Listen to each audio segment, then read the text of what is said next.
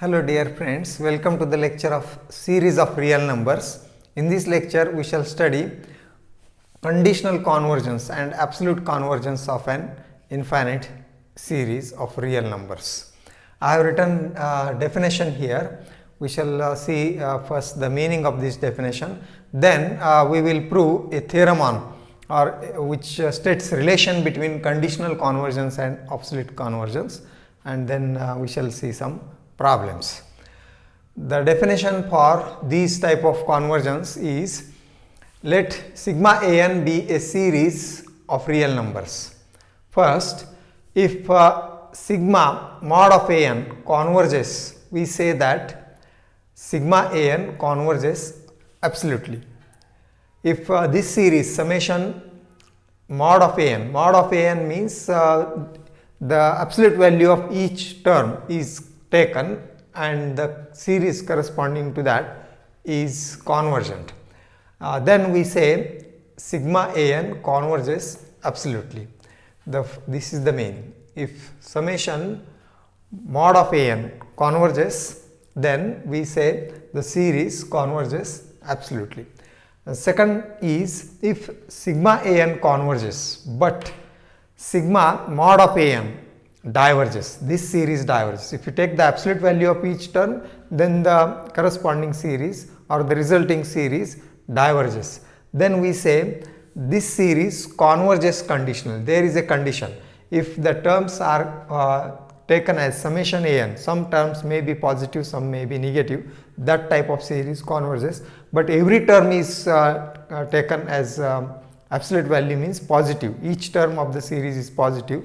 That series, the same series with positive terms, then that is divergent. We say the series converges conditionally.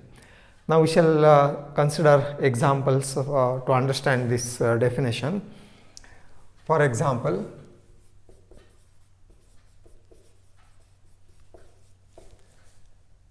consider the series. First two series we will consider. The first series we shall consider is 1 minus 1 by 2 plus 1 by 4 minus 1 by 8 and plus so on. And the second series we shall consider is 1 minus 1 by 2 plus 1 by 3 minus 1 by 4, etc. Now these are the two series. For the first series we see what about these are the series, alternating series, and we have studied earlier in our earlier lecture theorem on convergence of alternating series. And when these both are alternating series and when these series will be convergent, the first condition is the sequence of this an, a1, a2, that is an sequence is non-increasing, that means actually decreasing. The condition first is a1 is greater than or equal to a2 is greater than and so on. That is an is greater than or equal to an plus 1 and so on. That is the first condition. This is theorem number 7 we have studied earlier for convergence of alternating series.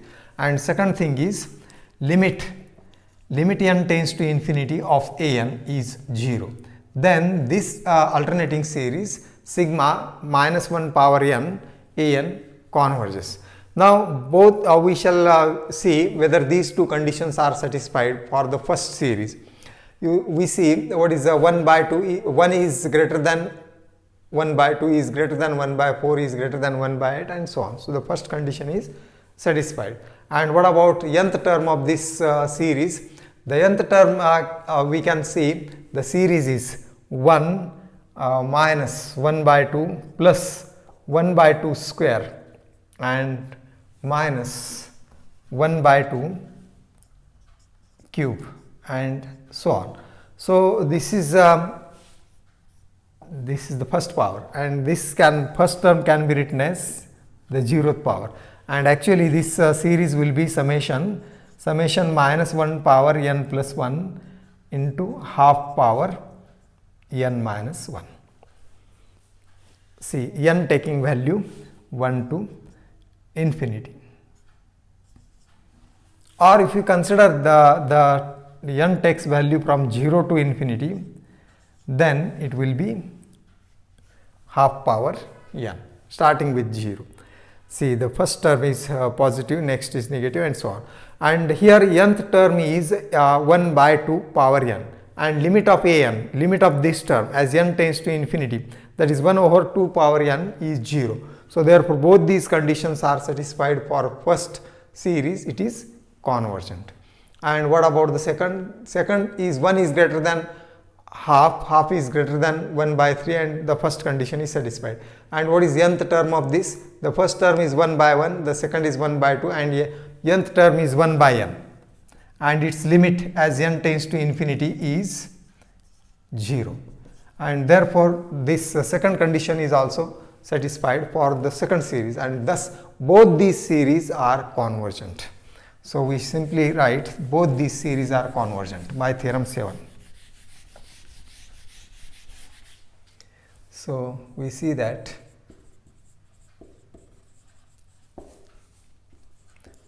both the series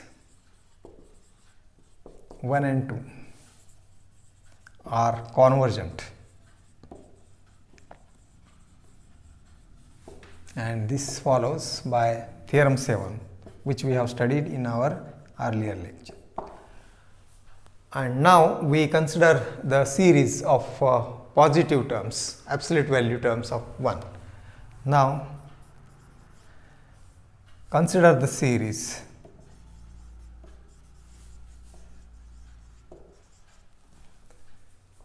series 1 by taking absolute value of each term. See, consider the series 1 taking absolute value of each term.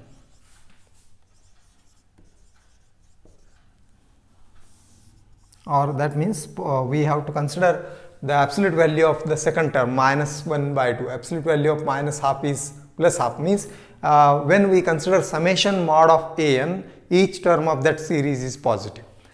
So each term we have 1 plus 1 by 2 plus 1 by 4 plus 1 by 8 and so on. So this series is just we have seen, which is summation n takes value 0 to infinity half to the power n. Each term is of power half, half power 0 is 1, half power 1, half power 2, half power 3 and so on. So this is a geometric series with x value is 1 by 2, which is less than 1, and therefore is convergent, which is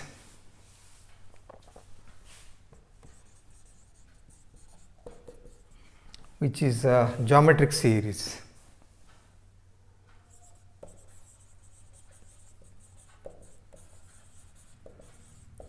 with common ratio half.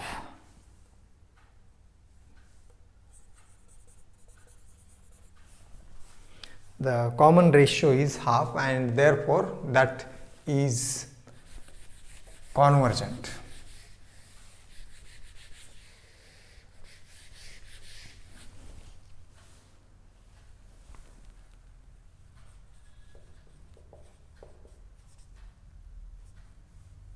Hence it is convergent.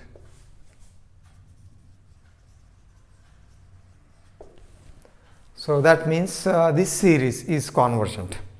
So therefore the series 1, now for this series that is summation an is convergent, and summation mod of an is also convergent, and therefore this series converges absolutely. Both sigma mod an converges and summation an is already convergent. Then both these series converge, that means the series converges absolutely. Hence series 1 converges absolutely, or therefore the series 1 converges absolutely. Now what about the second series? This series is convergent. We have written both the series are convergent. Now what about its absolute value series? Now we consider taking absolute value of each term in the series 2.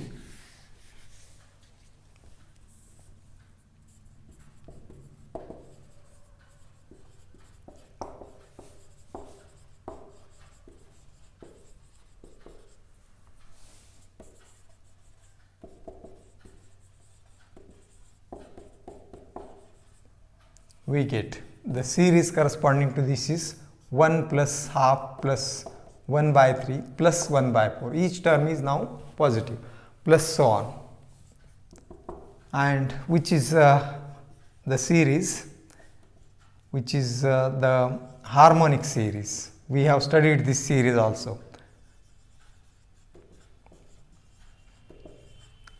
Summation 1 upon n. N takes value 1 to infinity and is divergent.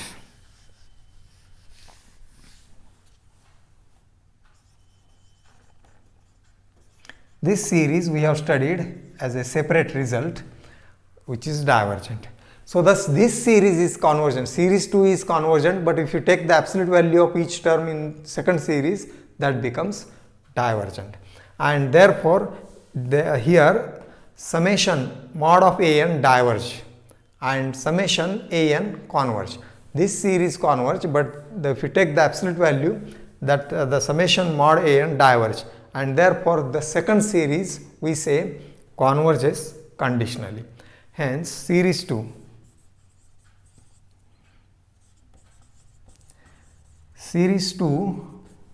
converges conditionally. So this is the meaning for absolute convergence and conditional convergence. The first series, both this series, and if you take the absolute value of each term, then that series becomes summation of mod an, both converges. Then the first series, therefore the first series converges absolutely. But for the second series, it is convergent. If you take the absolute value of each term, that diverges, and therefore summation mod an diverge, and we say this series converges conditionally. So this is meaning of absolute convergence and conditional convergence. What is the relation between this absolute convergence and conditional convergence? That we shall state as a theorem. Theorem 8. So this is theorem number 8 in serial order. If sigma an converges absolutely,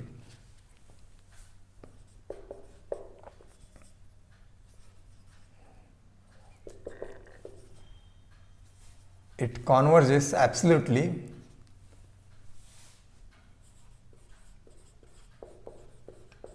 then sigma an converges.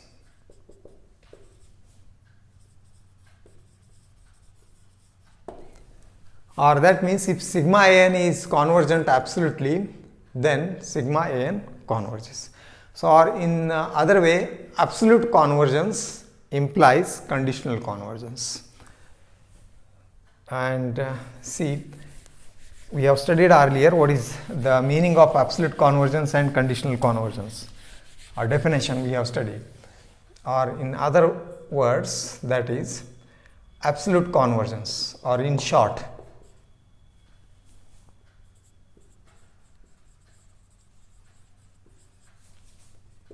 implies conditional convergence. Yes, the series is convergent, and it convergent means summation. If this series is convergent, then it will be conditional convergence, or when the series is absolutely convergence, or we simply say absolute convergence implies convergence.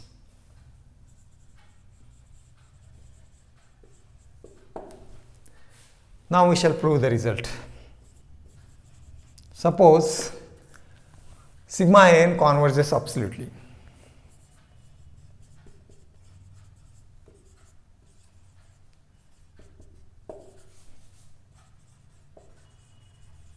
This converges absolutely. Then by definition, if it converges absolutely, then summation mod of an converges is convergent. Now we shall have to show if summation mod an is convergent, we have to show that sigma an converges. So this we have to show, and for that purpose, when we say a series is convergent or sigma an convergent, that when the sequence of partial sum is convergent, then the series is convergent. So for that purpose, we shall form a sequence Sn as sequence of partial sums of an.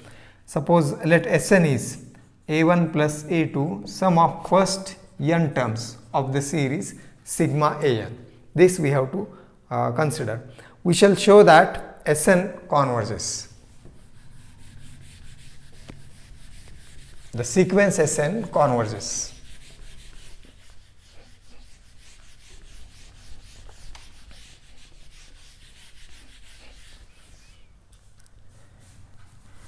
So to show or to prove sigma an converges,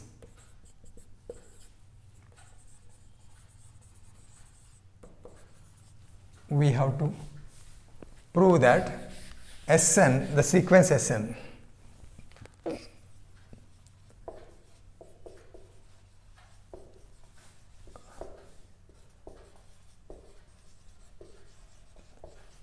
the sequence Sn converges, sequence of partial sum converges. Now it is enough to show that this Sn is Cauchy, because Cauchy sequence and convergence sequence of real numbers are equivalent. So it is enough to show that Sn is Cauchy.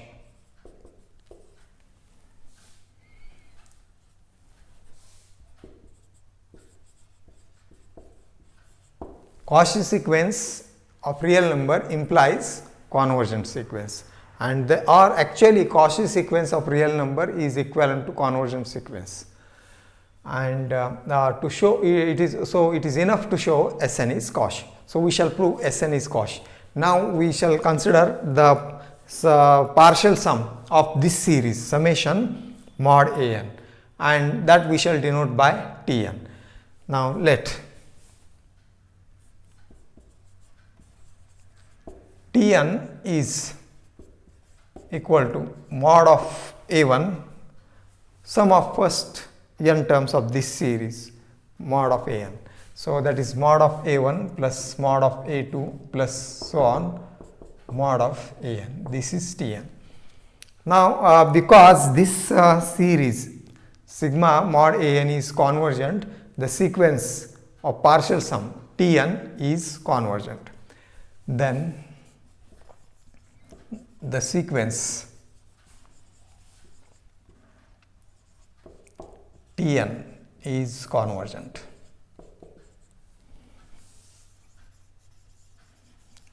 Since sigma of mod an is convergent.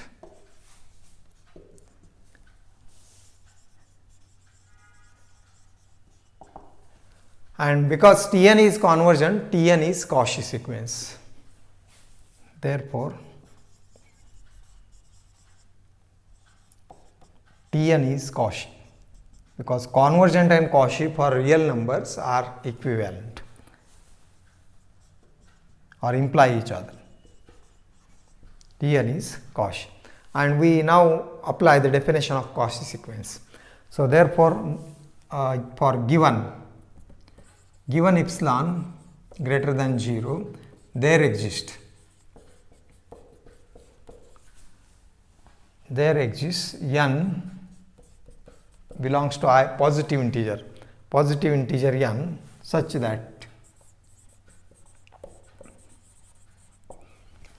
that mod of Tm minus Tn is less than epsilon for n, or we will assume m is greater than n. For m greater than n greater than or equal to capital N. So actually m comma n greater than or equal to n, not necessarily this m and n which is less or which is greater, but we will assume m is greater than n. If not, then interchange m and n. So therefore this result holds. Mod of Tm minus Tn is less than epsilon. Now see what is this difference, that is, what is Tm, or we will say that is, or this implies mod of what will be Tm from this. Tn is this one. So Tm will be mod of A1 plus so on, mod of Am, first m terms, and because m is greater than n, so somewhere an will appear earlier, and plus mod of an plus 1 plus mod of am will be there. So this much is Tm, sum of first m terms, and because m is greater than n, an will occur earlier, then next term will be an plus 1, mod of an plus 1, and that continues up to mod of am. So this much is Tm minus Tn. Minus Tn will be, here it is, mod of a1 plus so on up to mod of an.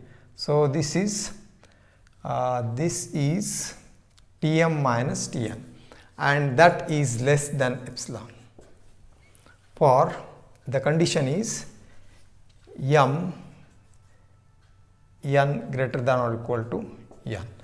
And now you see this is, that is again first n terms cancels here, mod of a1 plus up to mod of an and mod of a1 plus up to mod of an, these are cancelled out in subtraction, and what remains is only these terms.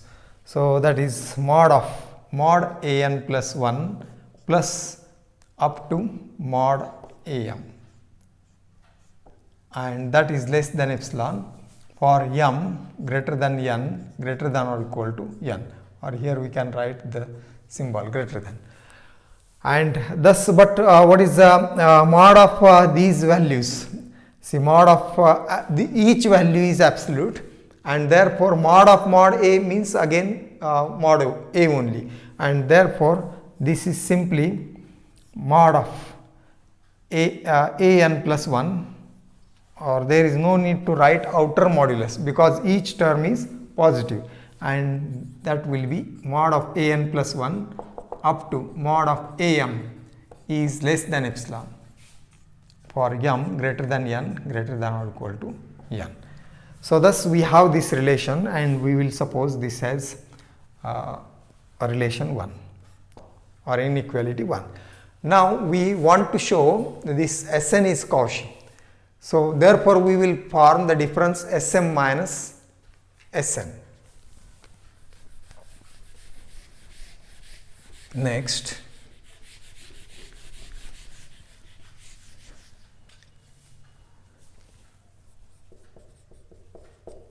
mod of Sm minus Sn, this is equal to mod of Sm means sum of first m term of sigma an series. We have written Sn earlier. So this is again a1 plus so on up to an plus so on up to next is an plus 1 and plus continued up to am. So this is Sm as like this.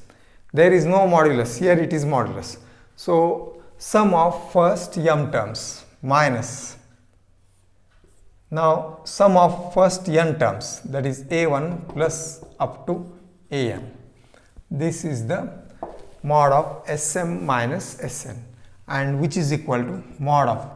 Now you see these terms, first n terms cancels, and what remains is mod of an plus 1 plus so on up to am. And we know that absolute value of a plus b is less than or equal to absolute value of a plus absolute value of b, and therefore this relation is less than or equal to mod of an plus 1 plus so on up to mod of am. The result we are using is mod of a plus b is less than or equal to mod a plus mod b. And thus taking absolute value of each, the relation becomes, this relation becomes less than or equal to this one.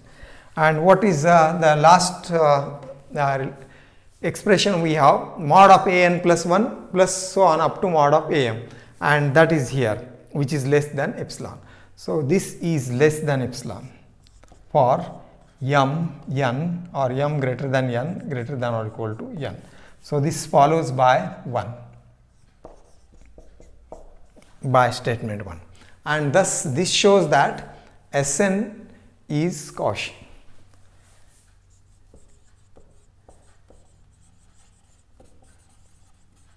The sequence of partial sum Sn is Cauchy, and this is what we wanted to prove. This proves the theorem, and that is sigma an is convergent. It's a sequence of partial sum is convergent. It is Cauchy, means it is convergent, and therefore summation an converges, and hence sigma an converges. So thus we have proved the theorem, and this proves the theorem. If the series is absolutely convergent, then it is convergent. So absolute convergence implies convergence.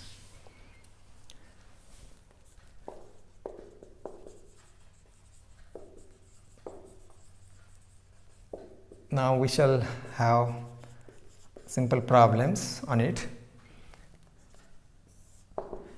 Classify as to absolute convergence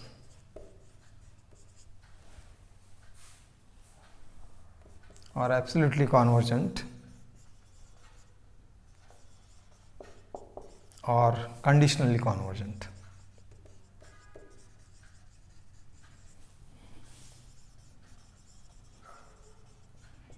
The following series. The first we shall have is 1 minus 1 by 2 factorial plus 1 by 3 factorial minus 1 by 4 factorial plus, and so on. And the second is 1 minus 1 by 3 plus 1 by 5 minus 1 by 7 plus so on.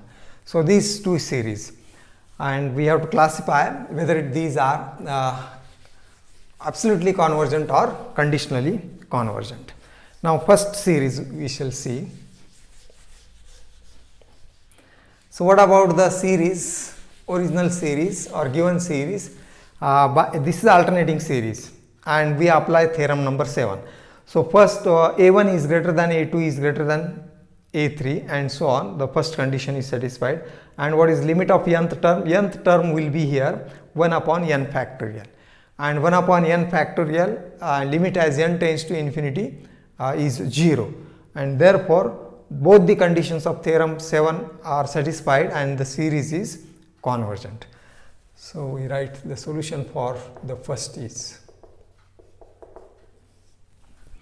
the series in 1 or the given series is convergent by theorem 7. So this series is convergent. Now consider the series taking absolute value of each term.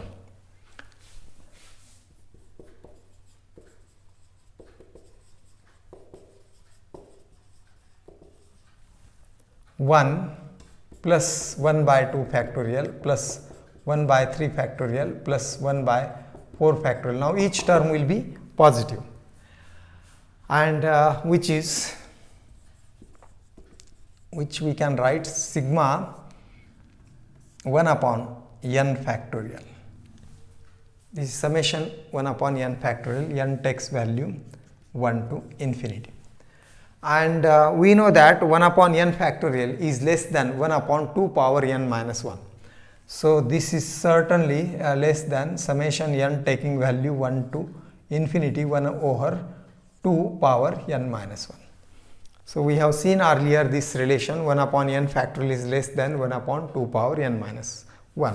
Now what about this series? This series is a geometric series with common ratio half, and if that is the series on the right is of this form x power n, or if we want to write the term as starting with n is equal to 0, or let it be then that series if you consider n takes value 1 to infinity is convergent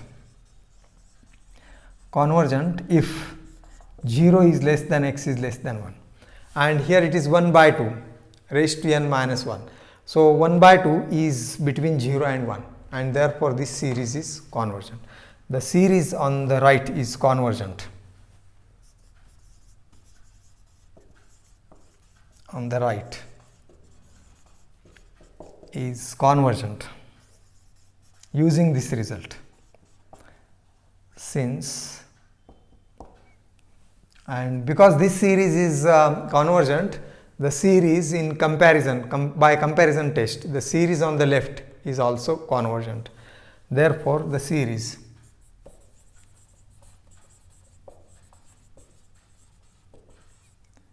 summation 1 by n factorial, that is this series, second series you can say, or we can say the series of absolute value terms is convergent. And thus we have seen the series, the original series is convergent, and taking absolute value of each term becomes also convergent, and therefore the series in 1 is convergent absolutely. Therefore the series 1 converges absolutely.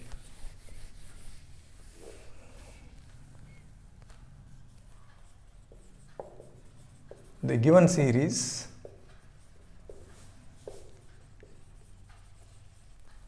converges absolutely. Now solution for the second problem. What is the second problem? The given series is this one. Now this is the alternating series. The given series is an alternating series.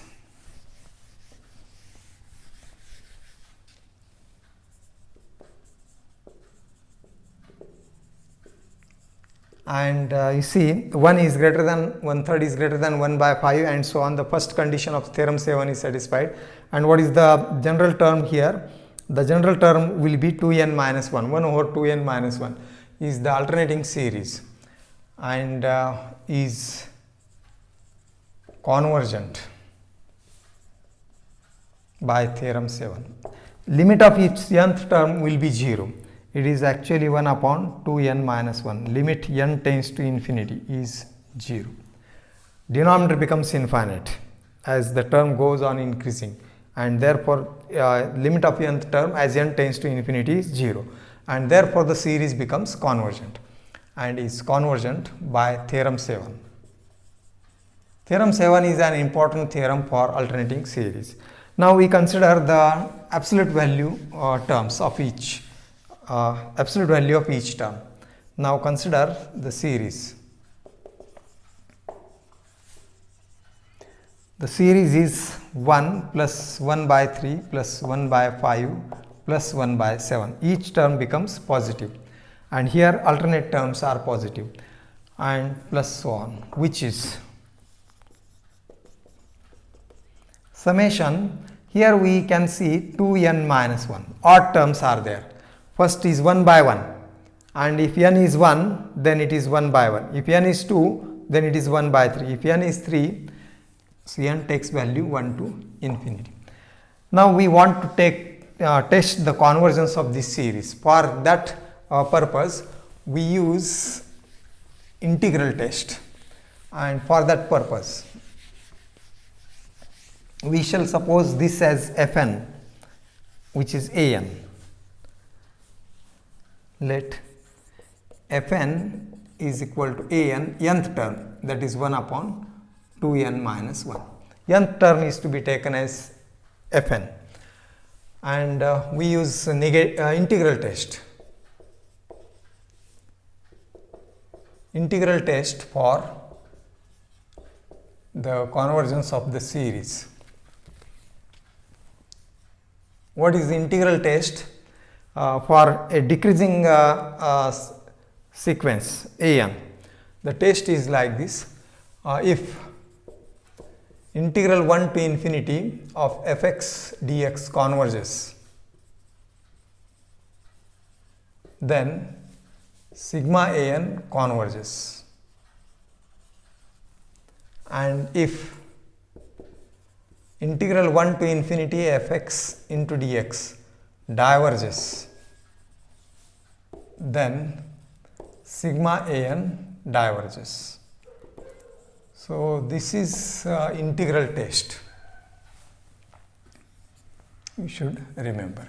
So this test is used when an is decreasing sequence of positive numbers, decreasing sequence of positive numbers. So now what is the fx here?